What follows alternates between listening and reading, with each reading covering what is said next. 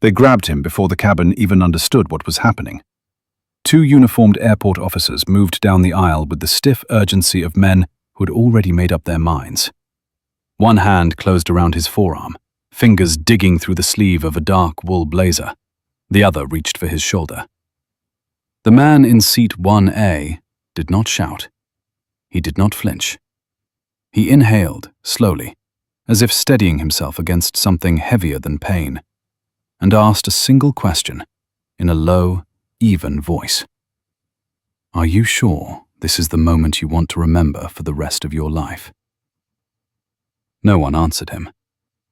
The cabin of the aircraft was frozen in a strange half-light. Overhead bins open, reading lamps glowing, the low mechanical hum of conditioned air pushing through vents. Somewhere near the back, a woman gasped. A man cleared his throat and looked away. A phone camera clicked on, the screen reflecting a distorted image of authority colliding with restraint. The man they were pulling was named Daniel Carter, 61 years old, silver threaded through close-cut hair. His face carried the calm lines of someone who had spent decades listening more than speaking. He had boarded this flight out of Seattle earlier that night, bound for Washington, District of Columbia, for a meeting he had postponed twice already. He wore no watch, no visible jewelry, only a plain gold wedding band worn thin by time. Moments earlier, he had been reading a printed legal brief, pages creased and annotated in blue ink. When the lead flight attendant had stopped beside his seat, her posture rigid, her smile strained, he had looked up with polite confusion. "Sir, I need you to step off the aircraft." He had blinked once, not in anger, in disbelief. "I'm sorry," he said. "Is there a problem with my ticket?" She avoided his eyes. Her name tag read Linda, mid-50s, careful makeup, hands clasped too tightly at her waist. "We have a crew issue," she said. "You'll be rebooked." Daniel glanced toward the aisle, toward the cockpit door where the captain stood, arms crossed, jaw set, already impatient.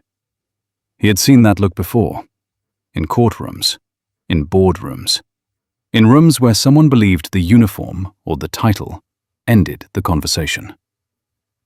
"I boarded on time," Daniel said. "I paid for this seat. I'm not causing any disturbance." The captain stepped forward then. Robert Gaines, late 50s, broad shoulders, command voice honed by years of never being questioned inside a sealed metal tube hurtling through the sky. "This is not a discussion," Gaines said. "We need the seat. You're delaying departure." Daniel remained seated. He folded the legal brief carefully, placed it inside his leather carry-on. He met the captain's stare with something quieter and far more unsettling. "Then you're going to have to explain," Daniel said, "why you're removing a paying passenger who has done nothing wrong." The explanation never came. All right rarely bothers to explain itself. That was how airport security was called. That was how procedure took over. That was how a situation that could have ended with a conversation became something else entirely. As the officers pulled him into the aisle, Daniel's shoes scraped against the carpet. The sound was sharp, intimate. His glasses slid down his nose. One lens cracked when it hit the armrest. A dull sound followed as his shoulder struck metal. He tasted blood, copper and heat. "Please," Linda whispered, not loudly enough for anyone to hear. Her hands trembled. She did not move. An older man across the aisle stood halfway up, then sat back down, his courage collapsing under the weight of uniformed certainty. A woman near the window shook her head slowly, tears gathering, her fingers clutching her purse as if it were proof she still existed. Daniel did not resist. He let his body go heavy, forcing the officers to strain. Not to humiliate them, to make the moment visible, to make it slow. As they dragged him toward the front, his eyes moved from face to face. He saw shock, fear, relief that it was not happening to them. He saw his reflection in the black glass of the cockpit door, blood at his temple, jacket torn at the shoulder, dignity bruised but intact. At the threshold of the aircraft, the captain leaned close enough for only Daniel to hear. "You should have just gotten up," Gaines said. Daniel's lips curved into something that was not a smile. "You're going to remember this night," he said softly. "Long after I do." The door slammed behind him with a final, echoing thud.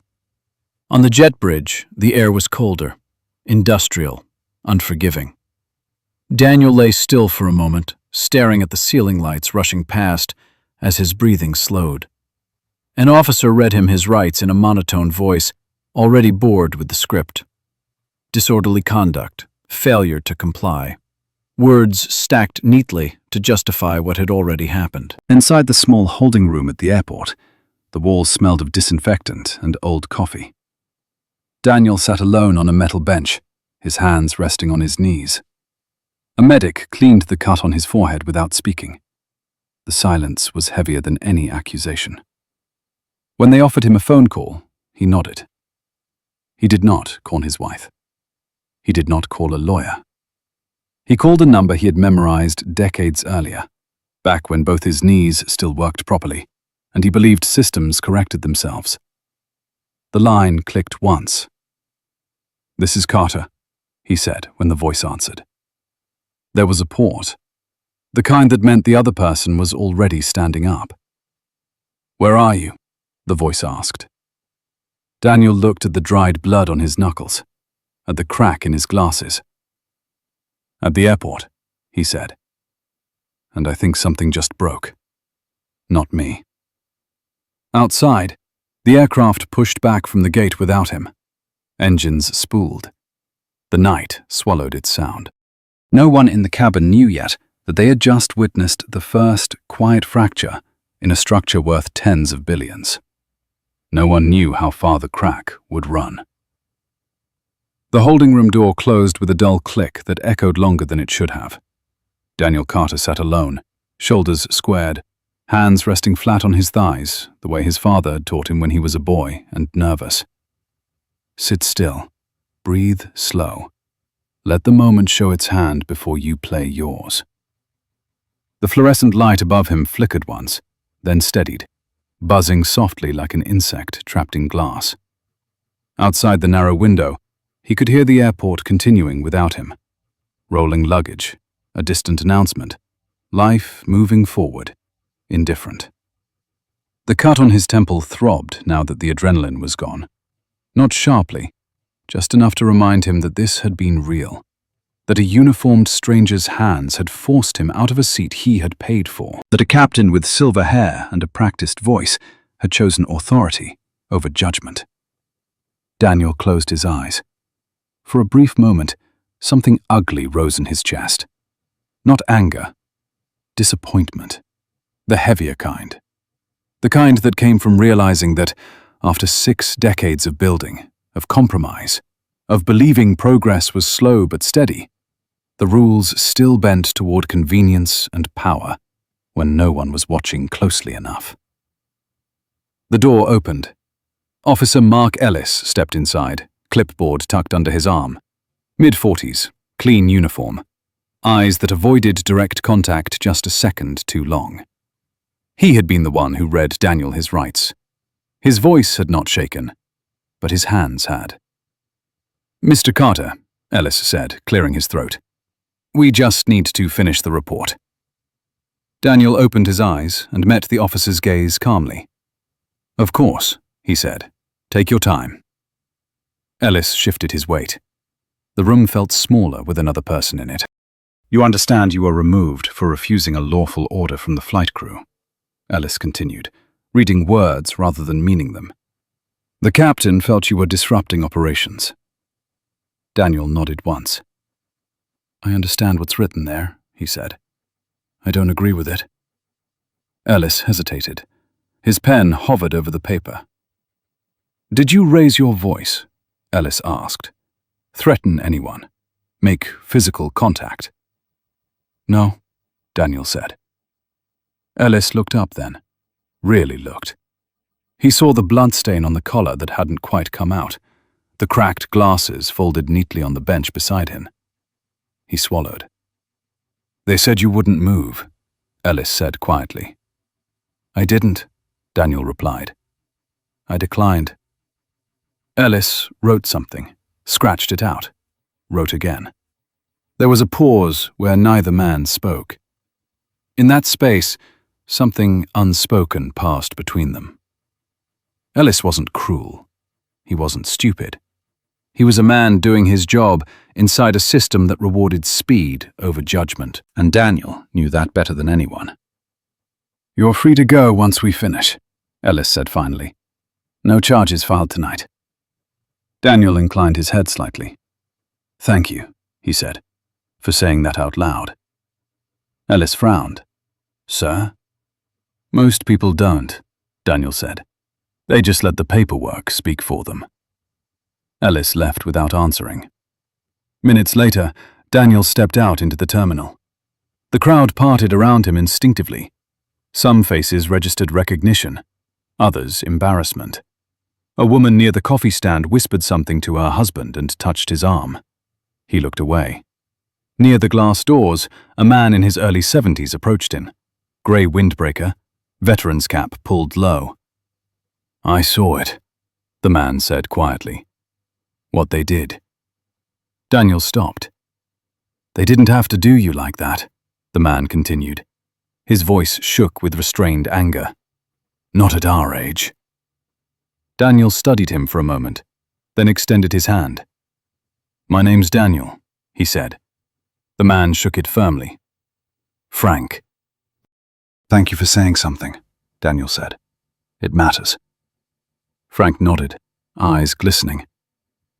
"They forget sometimes," he said, "that we remember." Daniel walked into the night air alone. The drive home was quiet. City lights streaked past the windows. He didn't turn on the radio. He didn't check the news. He let the silence stretch, thinking not about revenge, but about pattern, about repetition, about how many times a story like this had ended without consequence, because the person involved lacked the leverage to demand one. At home, he cleaned the cut himself, changed the bandage, hung the torn jacket carefully in the closet instead of throwing it away. Evidence deserved respect.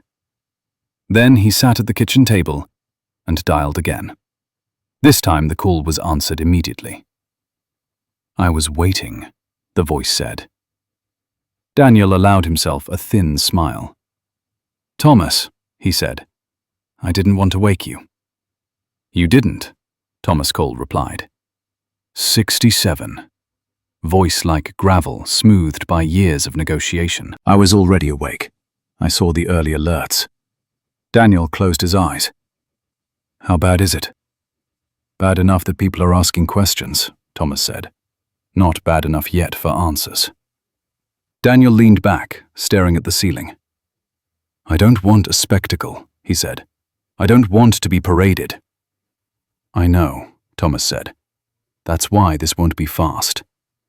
Daniel exhaled slowly. "They thought I was just another older man who would sigh and accept it," Daniel said. "They always do." Thomas was silent for a moment. "Do you want me to handle this quietly?" he asked. "Or correctly?" Daniel thought of Frank, of Linda's trembling hands, of the captain's voice, confident and final. "Correctly," he said.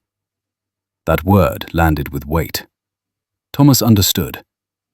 "Then here's what we do," he said. "No press release, no lawsuit. We start by asking questions in rooms that don't like being questioned." Daniel listened. "They cut corners," Thomas continued. "I've heard it before. Labor pressure, scheduling pressure. Quiet settlements, nothing explosive. Just enough smoke." Daniel's jaw tightened. "Smoke always means fire," he said. "Yes," Thomas agreed. "But we don't bring water yet. We bring light." Daniel stood and walked to the window. Outside, the city slept. Thousands of lights glowing in stacked rectangles, each one a life, a story. a system trusting the next morning to work the way it always had. "Be careful," Daniel said. "This isn't about winning." "I know," Thomas replied. "It's about accountability." Daniel ended the call and stood there for a long time. In another part of the city, Captain Robert Gaines sat alone in his kitchen, replaying the night in fragments. The way the man had looked at him, not angry, not afraid. The way that unsettled him more than any confrontation ever had. He poured himself a drink, then another. The television murmured in the background, a news anchor speaking about markets and weather and nothing at all. Gaines told himself he had done the right thing. That protocol existed for a reason.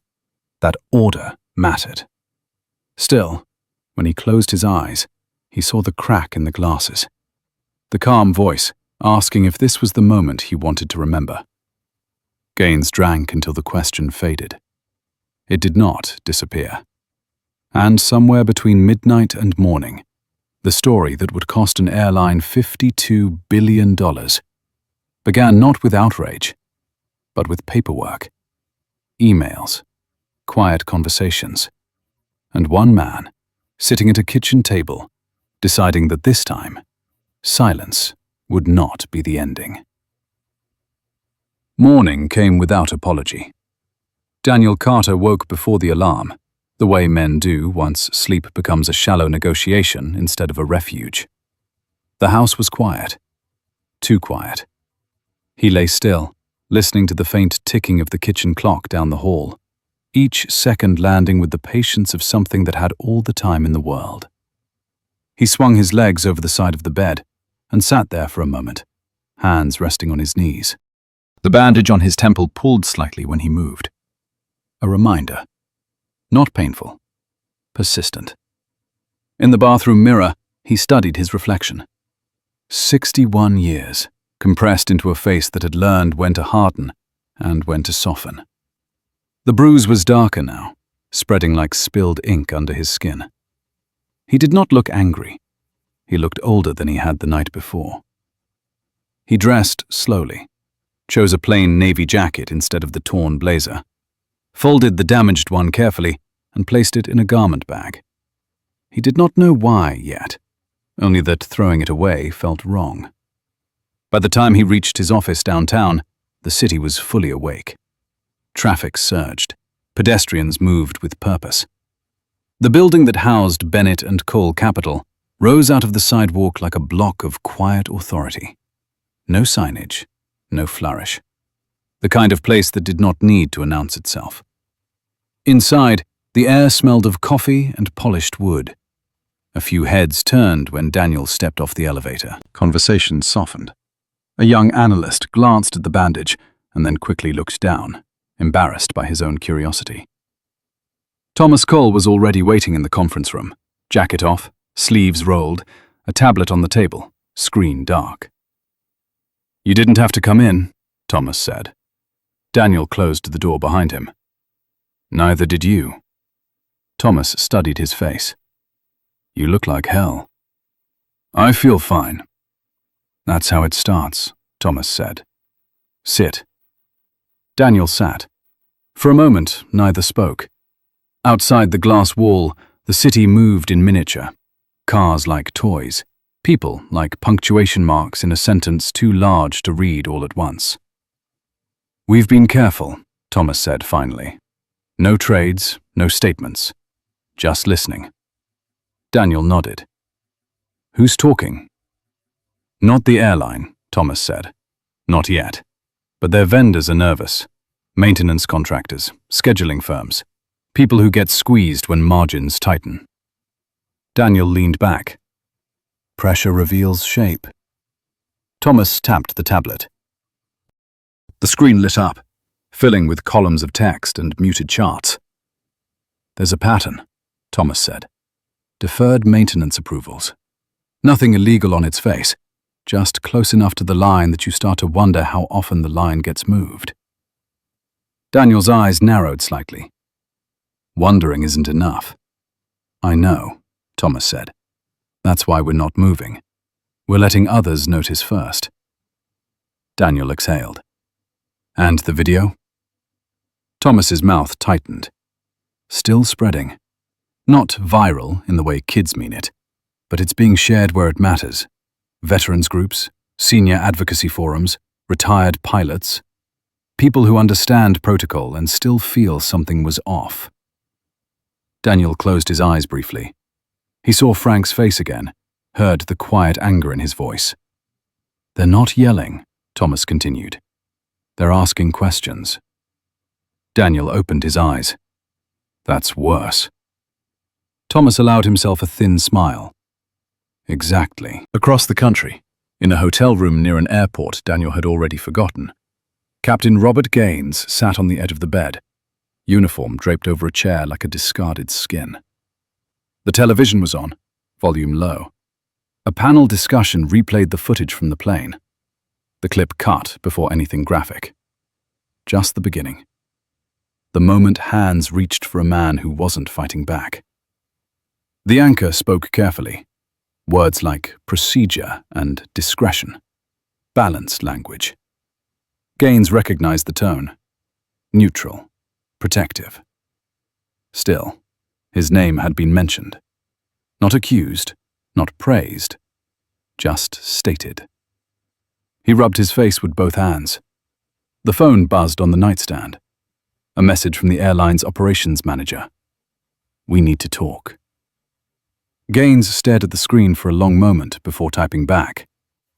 "About what?" The reply came almost immediately. "About everything." Back in Daniel's office, the day unfolded in increments. Meetings, calls, silence where there used to be noise. A senior partner asked if Daniel wanted to issue a statement. Daniel said no. Another suggested they distance the firm from the incident. Daniel said nothing. Around noon, a woman in her late 60s arrived unannounced. She wore a tailored coat and carried herself with the confidence of someone who had spent a lifetime being underestimated and surviving anyway. Her name was Eleanor Price, former Federal Transportation Auditor, retired, sharp as broken glass. "I watched the video," she said after introductions were unnecessary. "Then I read the comments." Daniel gestured for her to sit. "They're wrong about some things," Eleanor continued, "but not about the culture." Thomas leaned forward. "You're saying this isn't isolated?" Eleanor smiled without warmth. "Nothing ever is." She pulled a folded document from her bag, placed it on the table. "I don't work anymore," she said, "but I still get calls. From people who are tired. From people who signed off on things because saying no costs more than doing the right thing." Daniel did not touch the paper yet. Why bring this to us? Eleanor met his gaze evenly. "Because you didn't shout. You didn't threaten. You didn't disappear. You sat there and took it. That scares the right people." Daniel finally unfolded the document. His eyes moved quickly. "This isn't proof," he said.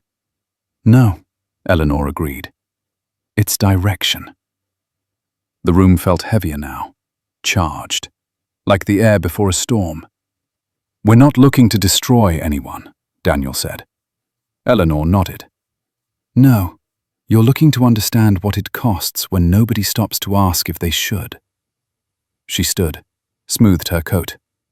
"Be careful," she said. "Once this starts moving, it won't belong to you anymore."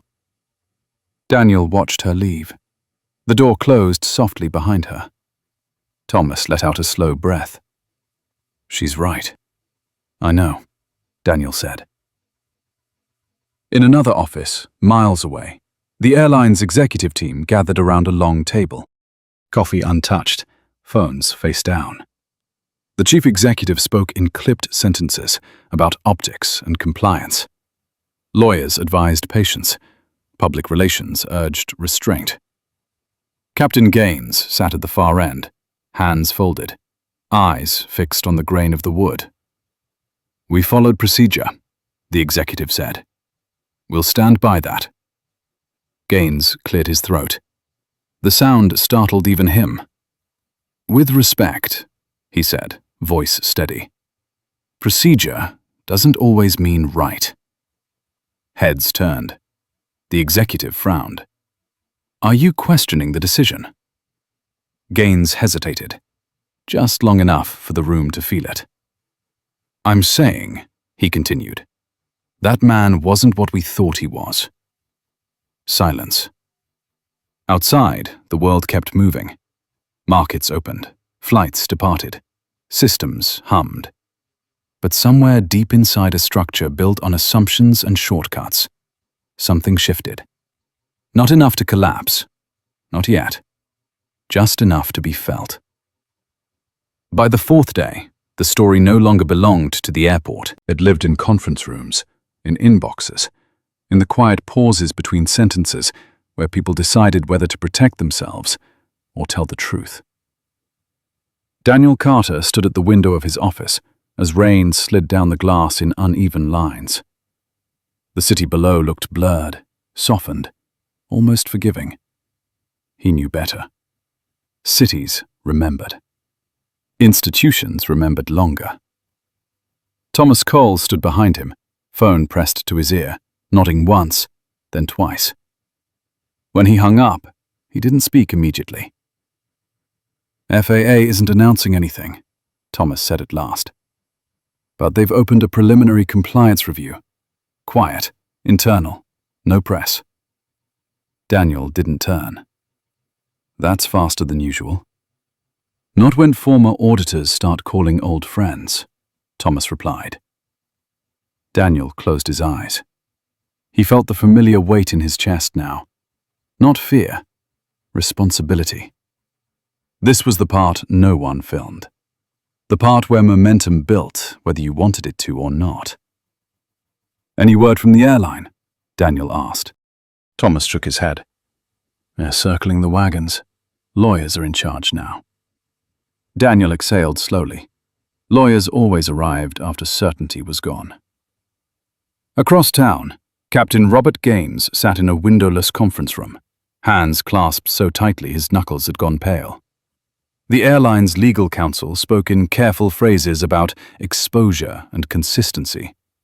A human resources representative slid a document across the table without meeting his eyes. This is administrative leave, she said. With pay. Temporary. Gaines stared at the paper. Administrative leave. The polite way to say we don't trust you to touch anything while we decide how much this costs us. I followed procedure, Gaines said. His voice sounded distant to his own ears. The lawyer nodded. We're not disputing that. Then why am I here? Gaines snapped. The room went quiet. Because, the lawyer said evenly, procedure is only half the story now. Gaines felt something crack inside him. Not loudly, just enough to let doubt seep in. At the same time, in a modest house outside Tacoma, a woman named Ruth Alvarez sat at her kitchen table with a mug of cold coffee and her laptop open. 68 years old, widow, former aircraft maintenance supervisor. She'd watched the video 3 times before forwarding it to an address she hadn't used in years. She typed carefully, not angry, precise. I was there before it got bad. If anyone is asking questions, I have answers. She hesitated, then hit send.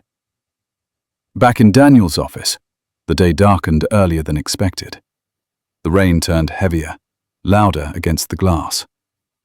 Thomas checked his phone again, eyebrows lifting. You're not going to like this, he said. Daniel turned. We just got a request, Thomas continued, from a Senate subcommittee, Transportation Oversight. They want background, off the record. Daniel felt the room tilt slightly. This was no longer a private reckoning. They think I orchestrated this, Daniel said. They think you know something, Thomas corrected. There's a difference. Daniel ran a hand over his face. I didn't ask for this. Thomas's voice softened. No, but you didn't run from it either. A knock sounded at the door. Daniel's assistant stepped in, eyes wide. "There's someone here to see you," she said. "She says you'll want to hear what she has." Minutes later, Ruth Alvarez sat across from Daniel at the conference table. Her posture was straight, her hands steady. The kind of woman who had learned early that panic solved nothing. "I'm not here for money," Ruth said before anyone asked. "I'm here because I'm tired." Daniel nodded. "Tell me what you saw." Ruth folded her hands. "I saw a company start choosing speed over safety.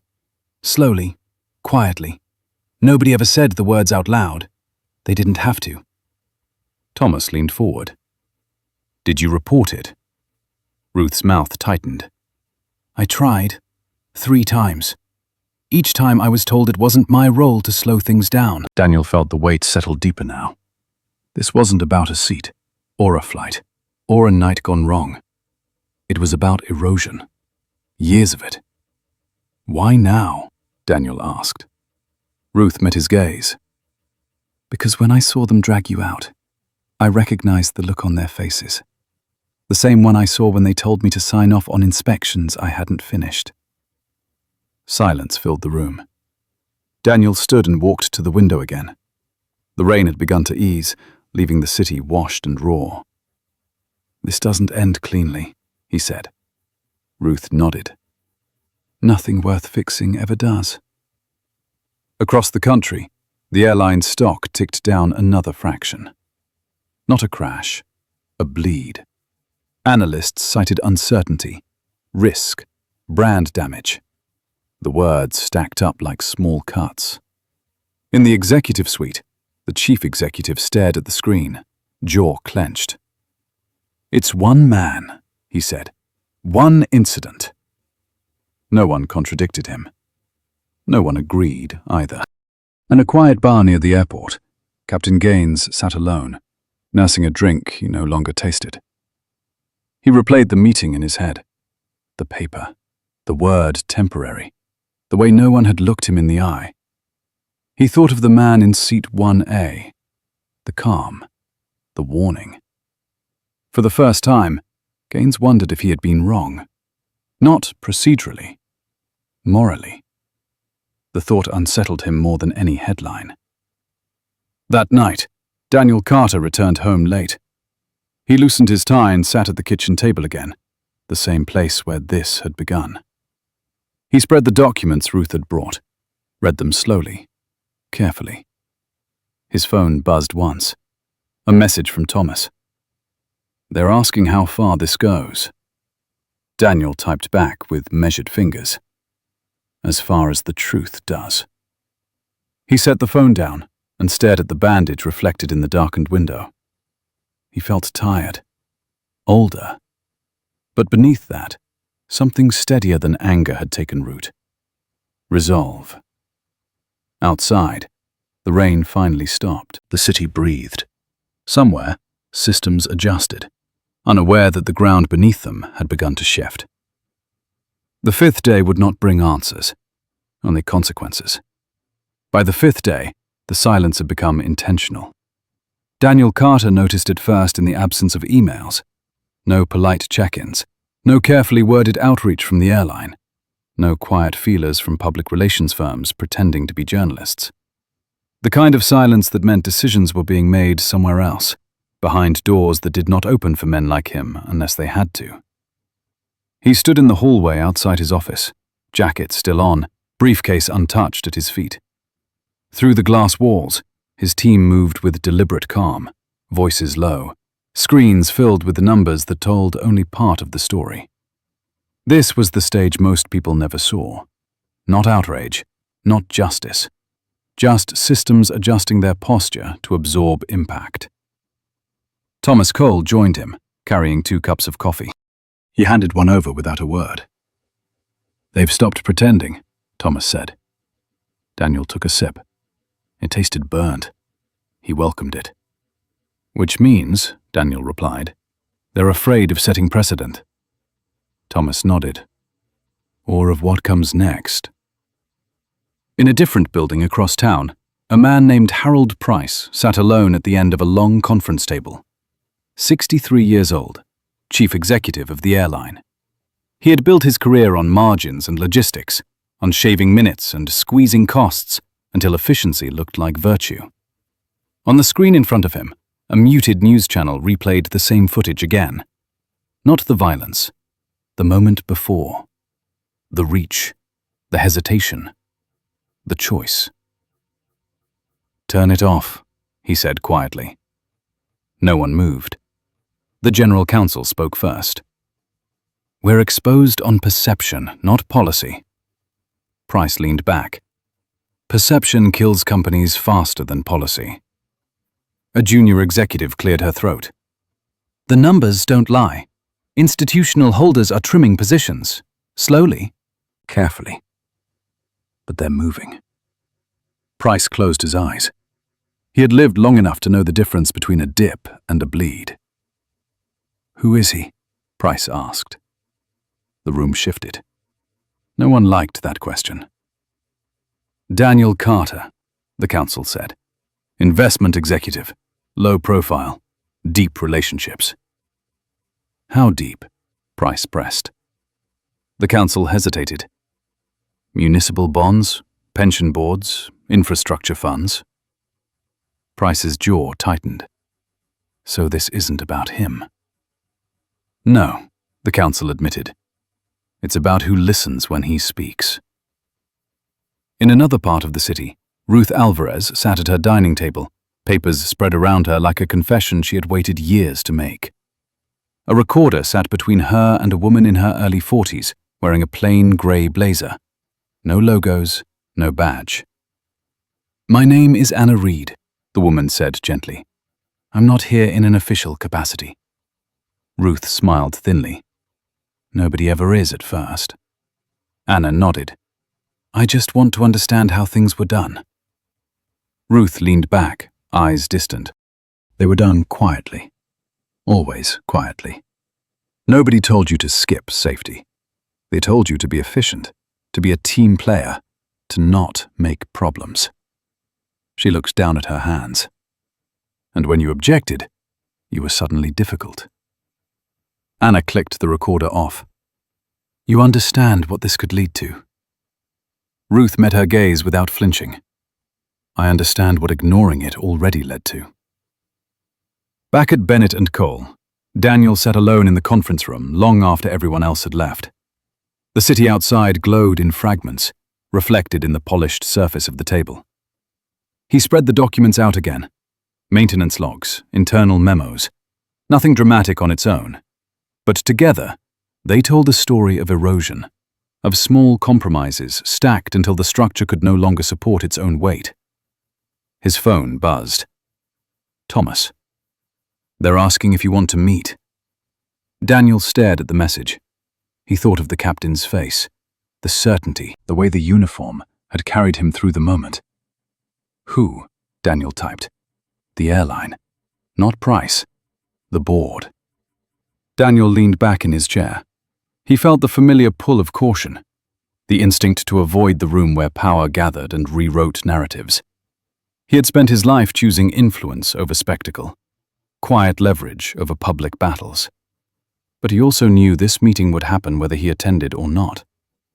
"Tell them tomorrow. No press, no lawyers in the room." A pause. Then Thomas replied, "They won't like that."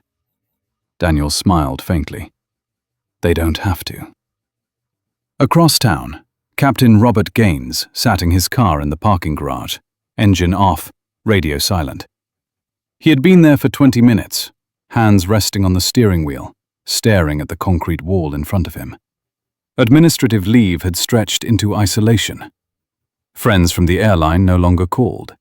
Texts went unanswered. He replayed the night again. The reach, the refusal, the look.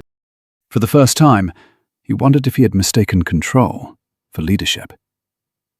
His phone rang, a number he didn't recognize. "This is Gaines."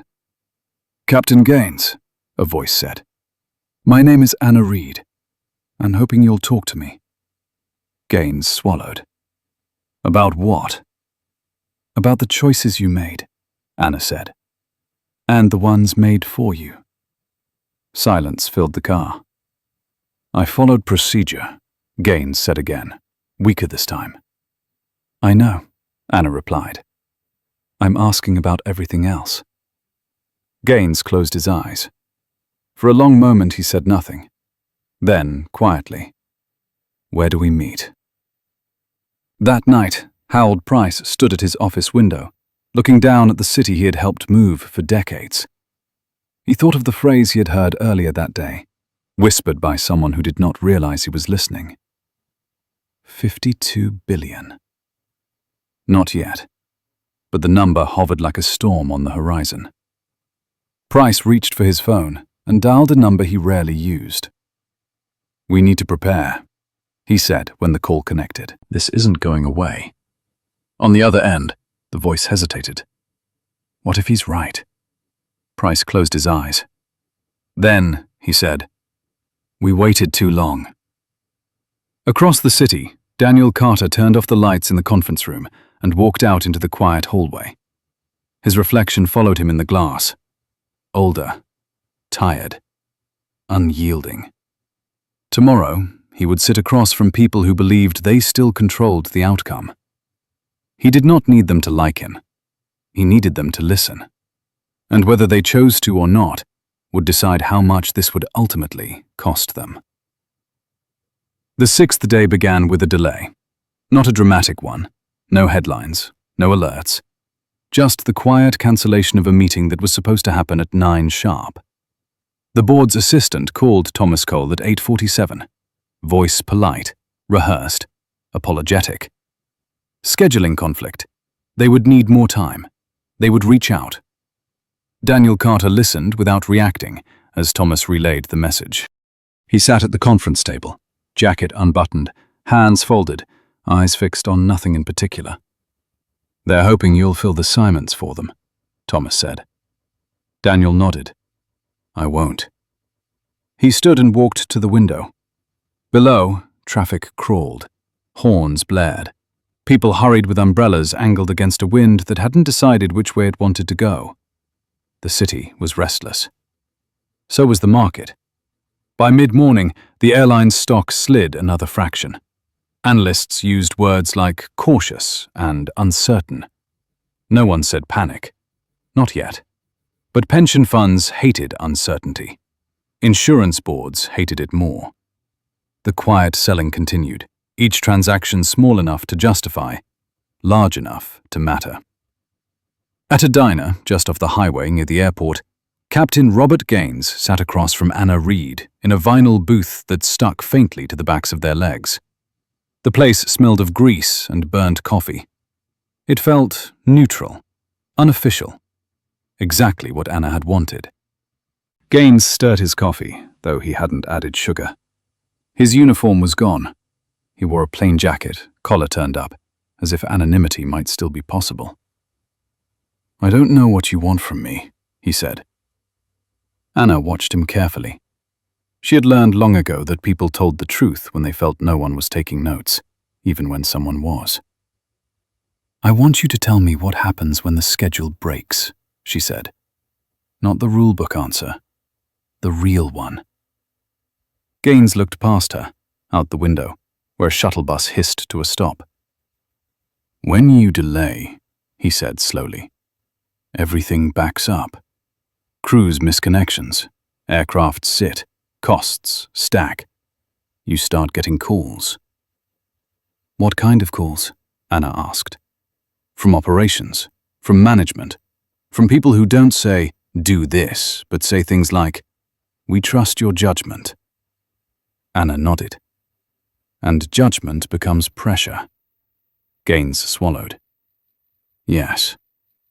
He shifted in the seat.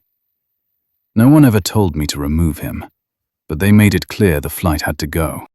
And when he didn't move, Anna said, Gaines's jaw tightened. I saw it as defiance. In front of the crew, in front of the cabin. So it became personal. Gaines said nothing. His silence answered for him. Across town, Ruth Alvarez sat in a narrow office borrowed from a friend, stacks of papers boxed and labeled around her. She spoke into a phone, voice steady, answering questions from someone who asked carefully and listened closely. This time the recorder was visible. "I signed off on inspections I wasn't comfortable with," she said.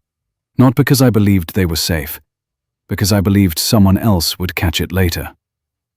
"Did they?" the voice asked. Ruth closed her eyes. "I don't know. That's the problem." By early afternoon, Daniel received a message he hadn't expected. Frank, the older man from the terminal, the veteran, saw the news. "They're talking now. If you need someone who was there, I'll say it." Daniel stared at the screen longer than necessary. He had not sought witnesses. He had not wanted faces.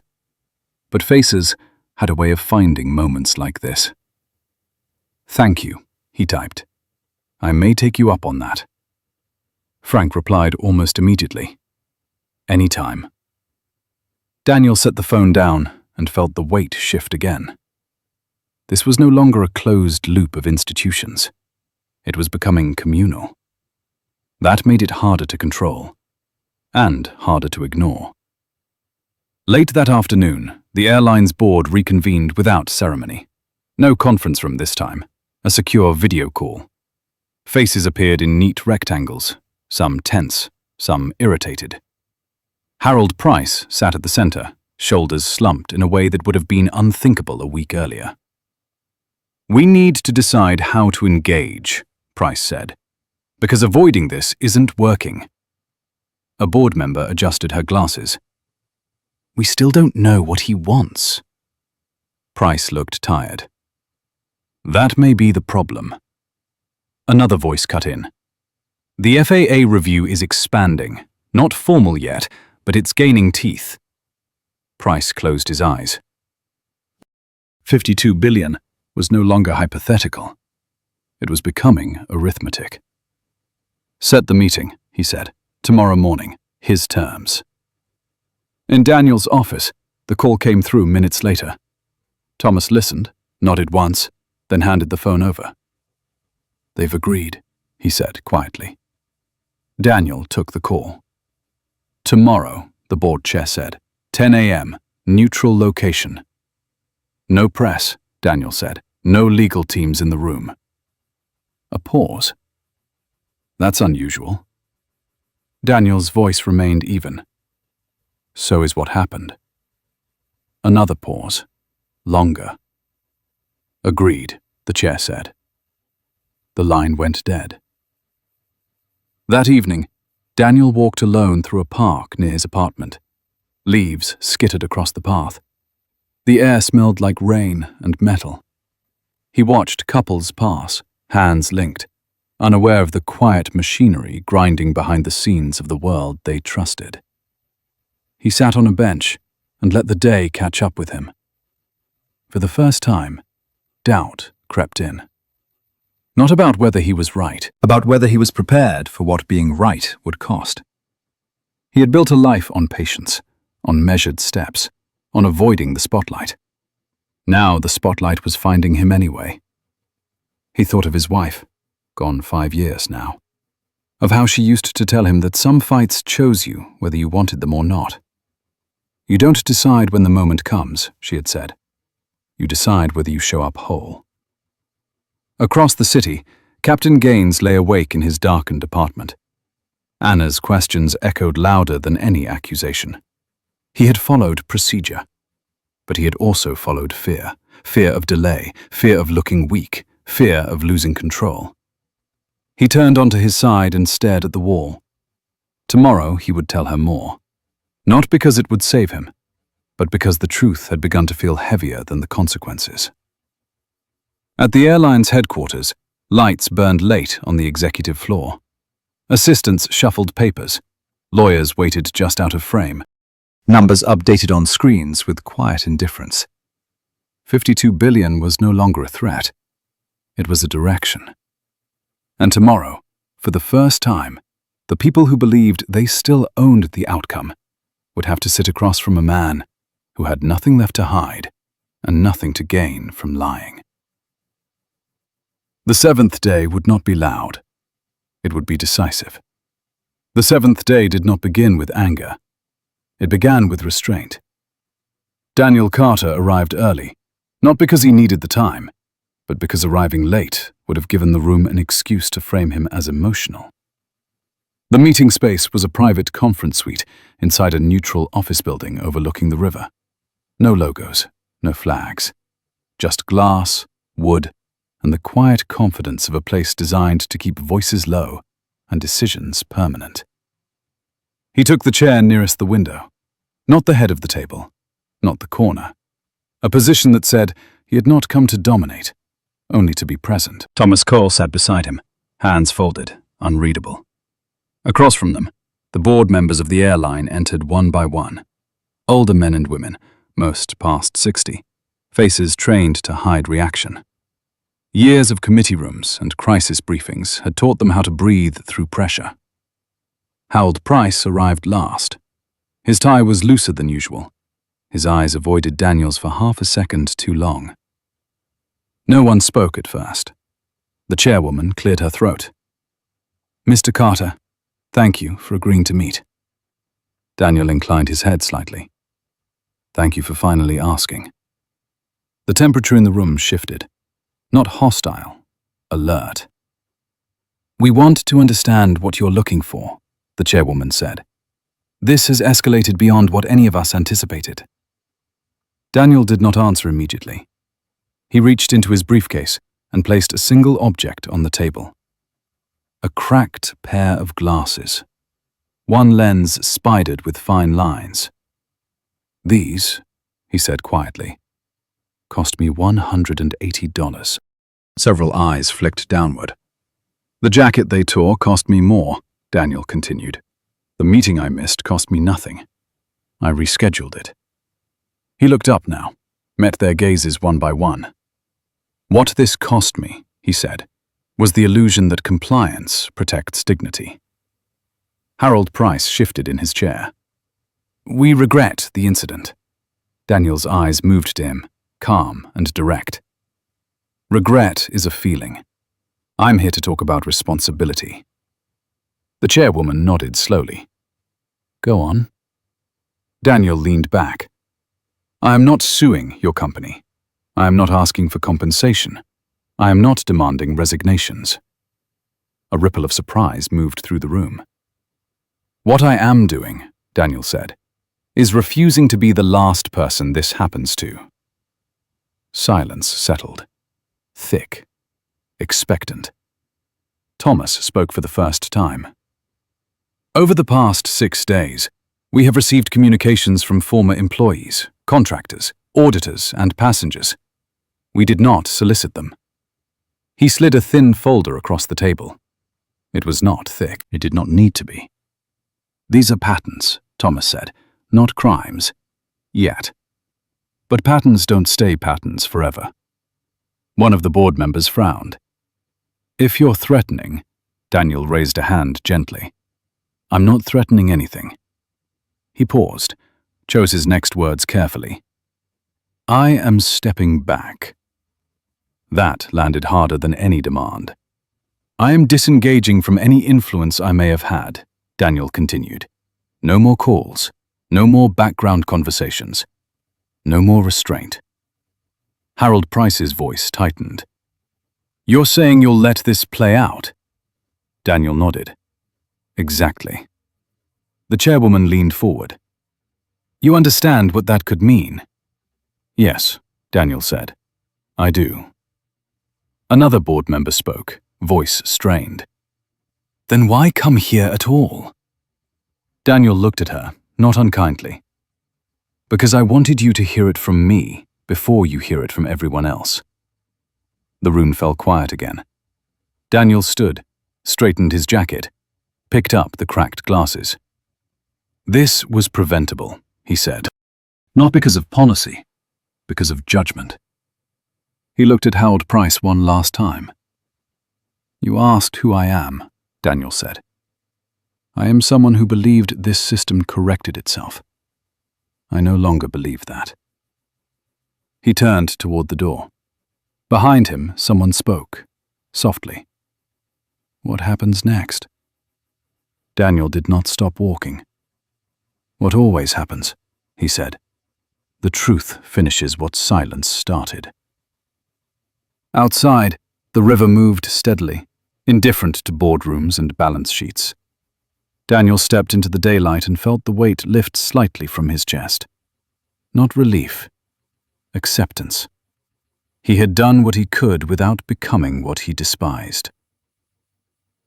Across town, in a borrowed office with no windows, Anna Reed listened as Captain Robert Gaines spoke without interruption for the first time.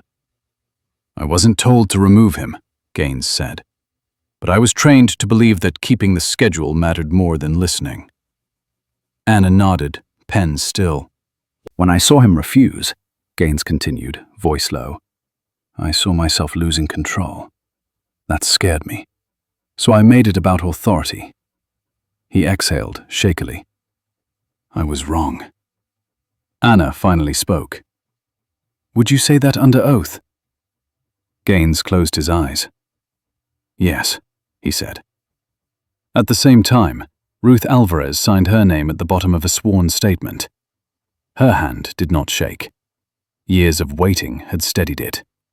In pension offices, compliance departments, and regulatory corridors, conversations began to shift tone. No alarms, no sirens, just a collective realization that something was no longer containable. That afternoon, the airline's stock dipped sharply. Not a collapse, a signal. Analysts revised outlooks. Ratings agencies requested clarification. The bleed accelerated. Daniel Carter sat alone on his balcony as evening settled over the city. He watched the lights come on one by one. He thought of the meeting, of the looks on their faces when he told them he was stepping away. He felt no triumph, only a quiet certainty. The moment had passed the point of control, and from here on, it would move according to its own weight. The 8th day would not be about him at all. The 8th day arrived with numbers, not accusations, not speeches.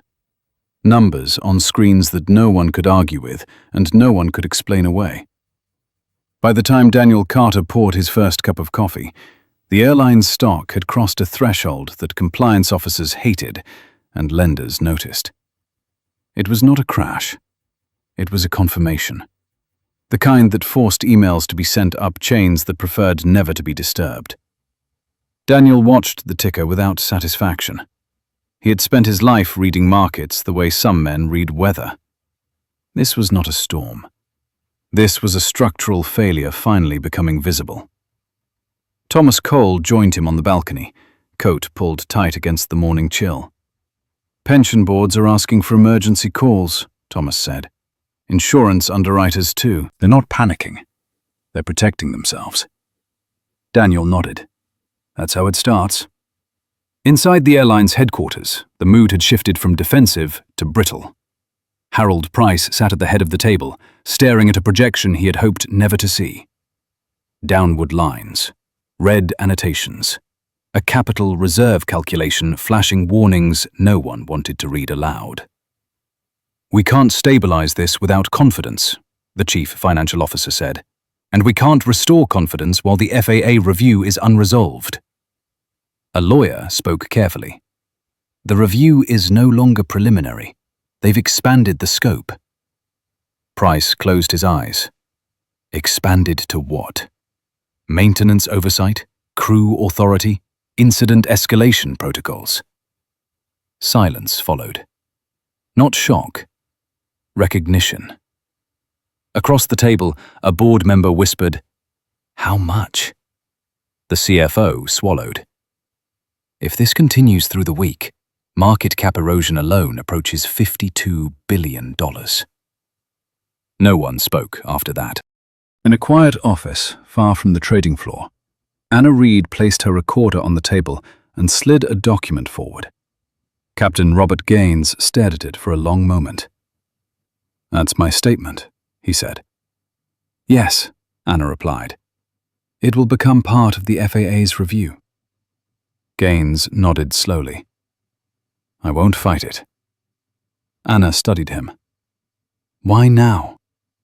Gaines exhaled. Because I keep seeing his face.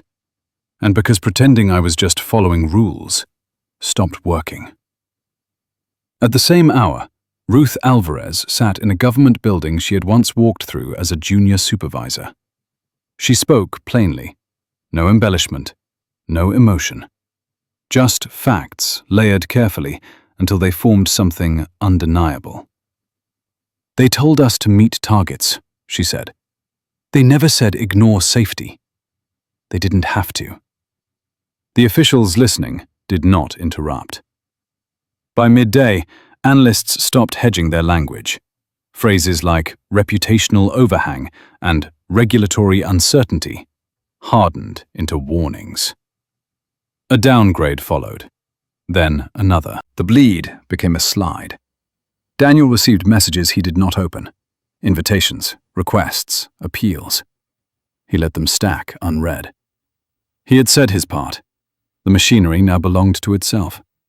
That afternoon, Harold Price stood alone in his office, jacket draped over a chair, tie loosened beyond repair. He watched the city through glass that reflected his face back at him, older than he remembered. He picked up the phone and dialed the board chair. We need to prepare a transition, he said quietly. On the other end, there was no argument. When Daniel finally turned away from the screens, it was not because the numbers had stopped moving, but because he no longer needed to watch them. The cost was no longer theoretical. It had a shape, a weight, a consequence. That evening, he walked the same park as before. The air was cool, clear. Children laughed somewhere in the distance. Life continuing as it always did, even as institutions cracked beneath it. He sat on the bench again and closed his eyes.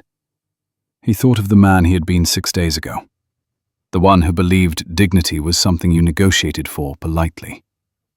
He was not that man anymore. The 8th day ended without applause, without closure, without victory. Only with the quiet understanding that something vast had shifted, and that the final reckoning would not come with noise, but with signatures. The 9th day began with paperwork, not the kind that made headlines, the kind that ended careers. Daniel Carter was already awake when the first call came in, just after 6. He didn't answer it. He didn't need to. He knew what it would be about. He stood at the kitchen counter, hands wrapped around a mug that had long since gone cold, watching the city come into focus as the light shifted from gray to pale gold. Across the country, conference rooms filled quietly. No raised voices, no grandstanding, just people in pressed suits reading documents they had hoped would never exist. At the airline's headquarters, the board gathered in person for the first time since the incident. The mood was subdued, almost reverent, as if they were attending a funeral rather than a meeting. Harold Price sat at the table, shoulders rounded, a stack of printed reports in front of him that he had already read twice. The general counsel spoke first. Her voice was steady, but her hands betrayed her, fingers interlaced too tightly. The FAA will issue formal findings, she said. Not today, but soon. We have enough to anticipate the direction. No one asked which direction. The chief financial officer slid a page across the table. Cash flow projections. Debt covenants highlighted in yellow. A line item marked liquidity risk, underlined in red. If this triggers, he said, we won't have the flexibility to recover. A board member in his early 70s leaned back and closed his eyes. We built this company on trust, he said, and we spent years pretending trust was an asset we could spend. Price felt the words land like stones. In a federal office building, Anna Reed sat across from a panel that no longer needed convincing. They asked her questions anyway. Methodical, procedural. She answered them without embellishment. The truth, once set in motion, did not need drama. Did you feel pressure? One official asked. Yes, Anna said. But pressure isn't an excuse. It's a test. In another room, Ruth Alvarez signed a final affidavit. When she finished, she sat back, exhausted, as if a weight she had carried for years had finally been set down. She did not smile. She did not cry. She simply breathed. At mid-morning, Daniel's phone buzzed again. This time, it was Thomas. "They've crossed it," Thomas said. Daniel closed his eyes. "How bad?" "52 billion, Thomas replied. "Market cap erosion. Confirmed." There it was. The number everyone had circled without daring to speak aloud. Daniel said nothing for a moment. "Are you all right?" Thomas asked. "I am," Daniel said. "I just wish it hadn't taken this much." Across town, Captain Robert Gaines sat in a small office with no windows and no nameplate. He had resigned that morning, not because anyone asked him to, because the words had begun to taste wrong in his mouth. He stared at his signed statement, hands trembling slightly. "I thought authority meant control," he said quietly to no one. Turns out it meant responsibility. At the airline, Harold Price stood alone in the executive washroom, staring at his reflection. He had aged 10 years in 9 days. He loosened his tie, then removed it entirely, folding it with a care that surprised him. When he returned to the boardroom, everyone was waiting. "I will step aside," he said simply. No one argued. The vote was swift, unanimous. Years of power dissolved in seconds. By early afternoon, the announcement was drafted. Neutral language, strategic transition, interim leadership. The words were chosen carefully, as if they could soften the reality they described. The market reacted anyway. Daniel watched the news coverage without sound. He saw his own face, briefly, pulled from the video that had started it all. The crack in the glasses, the reach of the hands, the moment before everything changed. He turned the screen off. That evening, he met Frank again. The older veteran waited for him at the same park bench, hands folded over his cane. "Looks like they're paying attention now," Frank said. "Yes," Daniel replied. "They are." Frank studied him.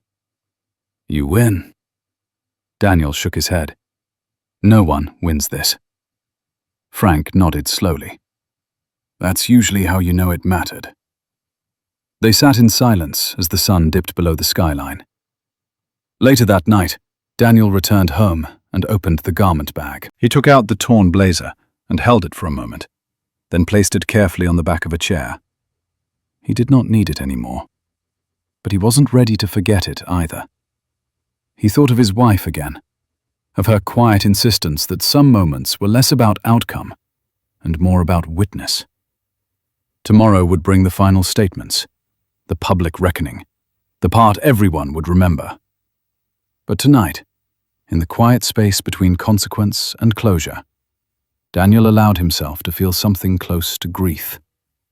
Not for the company, not for the money, for the knowledge that systems rarely change until someone is hurt enough to make ignoring it impossible.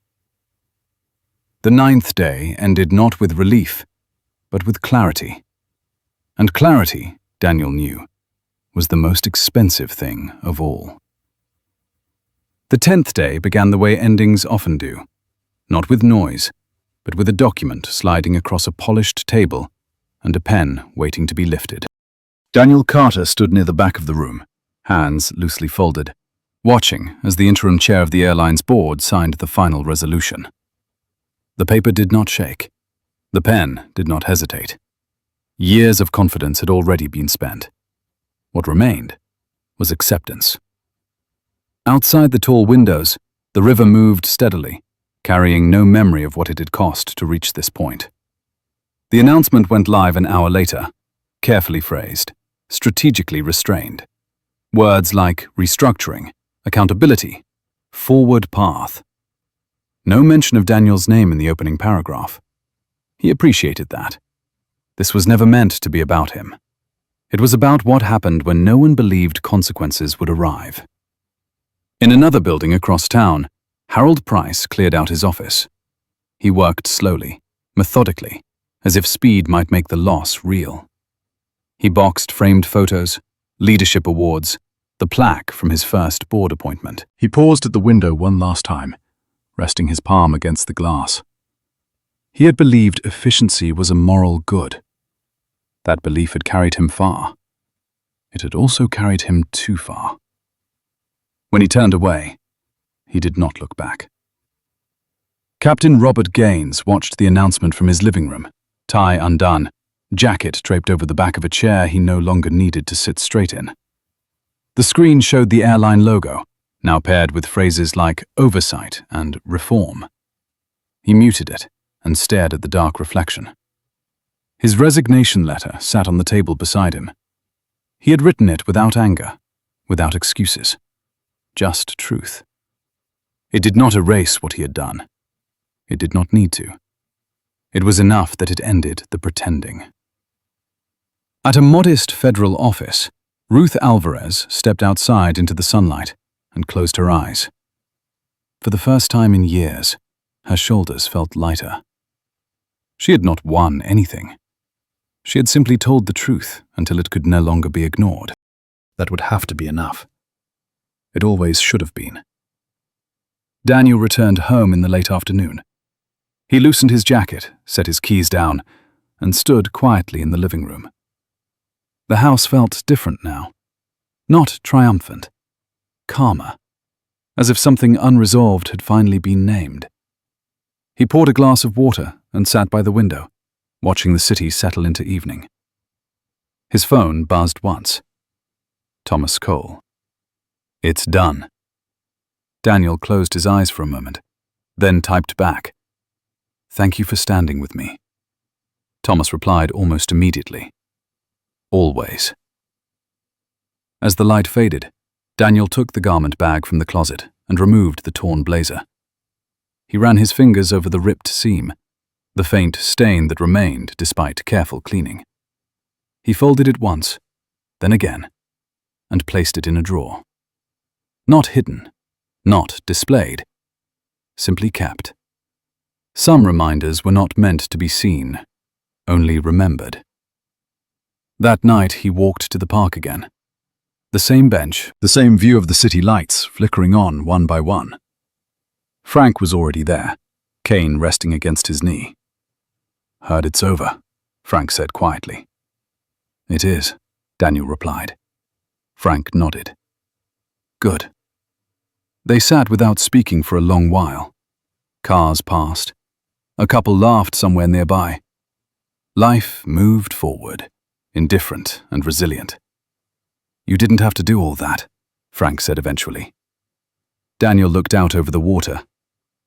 No, he said. But once it started, I couldn't pretend I hadn't seen it. Frank smiled faintly.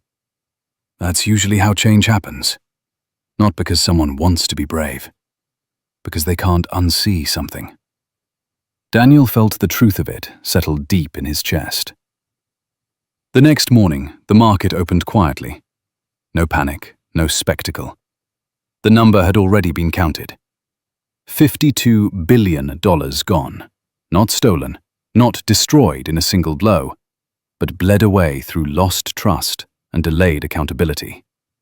Analysts would debate it for years. Case studies would be written. Policies revised. None of it would capture the human moment that started it all. Daniel boarded a flight that afternoon. Different airline, different city. He chose a seat near the aisle, not because he had to, because he wanted to. As he settled in, the flight attendant smiled, genuine and unafraid. Welcome aboard, she said. Thank you, Daniel replied. As the aircraft pushed back, he looked out the window at the runway stretching ahead, wide and open. He felt no sense of victory, only closure. The quiet kind that came from knowing he had not stayed silent when silence would have been easier. Somewhere between the hum of the engines and the slow lift into the sky, Daniel allowed himself to breathe fully for the first time in 10 days. The world was still flawed, systems still imperfect, but sometimes, rarely, consequence caught up. And when it did, it reminded everyone watching that dignity was not negotiable, and that no amount of authority could outrun the truth forever. If this story stayed with you, tap like, subscribe for more, and comment 3 words.